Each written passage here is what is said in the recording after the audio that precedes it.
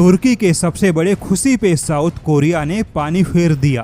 तुर्की अपने जिस कान fighter jet को लेकर उछल कूद कर रहा था, साउथ कोरिया ने उसी फाइटर जेट पर सीधे हथौड़ा दे मारा। साउथ कोरिया ने ऐसा प्रहार किया कि तुर्की ने सोचा नहीं था, क्योंकि तुर्की के बहुत बड़े हथियार को साउथ कोरिया ने बहुत बड़ी चोट पहुंचा दी। और यकीन मानिए, तुर्की के 5वीं पीढ़ी के फाइटर जेट के साथ जो हुआ, उस पूरी खबर को जानने के बाद आपका दिल भी उतना ही खुश होगा जितना कि भारत की सेना द्वारा पाकिस्तान की पिटाई होते समय आप सभी का दिल खुश था। जैसा कि कुछ दिन पहले आपने खबर सुना होगा कि तुर्की को अपने 5वीं पीढ़ी के कान फाइटर जेट के लिए इंडोनेशिया जैसा बहुत बड़ा और पहला ग्राहक मिला। तुर्की का दावा था कि उसने इंडोनेशिया के साथ में समझौता किया कि अगले 10 सालों में वह इंडोनेशिया को पूरे 48 कान फाइटर जेट निर्यात करेगा।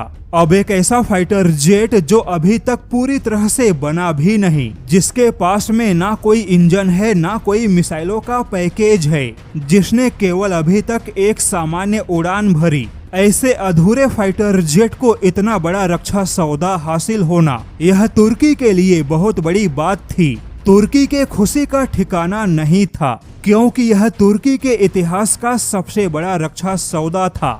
लेकिन तुर्की के इस बड़े खुशी पे ग्रहण लगाने साउथ कोरिया पहुंच गया। अब साउथ कोरिया ने ऐलान किया है कि वह इंडोनेशिया को पूरे 48 के F-21 फाइटर जेट बेचेगा, जिससे कि अब इंडोनेशिया को लेकर तुर्की और साउथ कोरिया के फाइटर जेट के कहानी में एक नया ट्विस्ट आ गया, क्योंकि तुर्की ने भी इंडोनेशिया के साथ में पूरे 48 फाइटर जेट पर समझौता होने की बात कही, जबकि साउथ कोरिया ने भी उसी इंडोनेशिया को 48 फाइटर जेट बेचने की बात कह दी। अब इस पूरी कहानी की सच्चाई कुछ इस प्रकार है कि इंडोनेशिया बहुत पहले से ही के F-21 में भागीदार है, लेकिन इंडोनेशिया ने कभी इस प्रोजेक्ट में अपने हिस्से का पेमेंट नहीं दिया। किंतु इंडोनेशिया में आयोजित इंडो डिफेंस 2025 में अचानक से तुर्की ने इंडोनेशिया के साथ में कान फाइटर जेट पर समझौता होने की बात का खुलासा किया। लेकिन उसके बाद उसी इंडोनेशिया के इंडो डिफेंस 2025 में साउथ कोरिया ने भी इंडोनेशिया को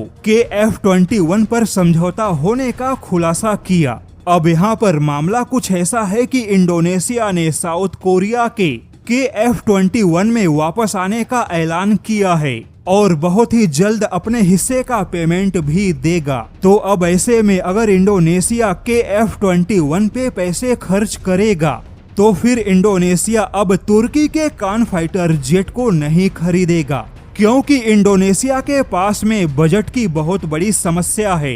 इंडोनेशिया ने पहले भी कई सारे समझौते किए, लेकिन बजट न होने की वजह से इंडोनेशिया ने सालों तक उन समझौतों पर कोई कदम आगे नहीं बढ़ाया। अब तुर्की, जो कि अपने कान फाइटर जेट को पहला ग्राहक मिलने की खुशी मना रहा था, साउथ कोरिया ने अचानक से तुर्की के खुशी पर पानी फेर दिया।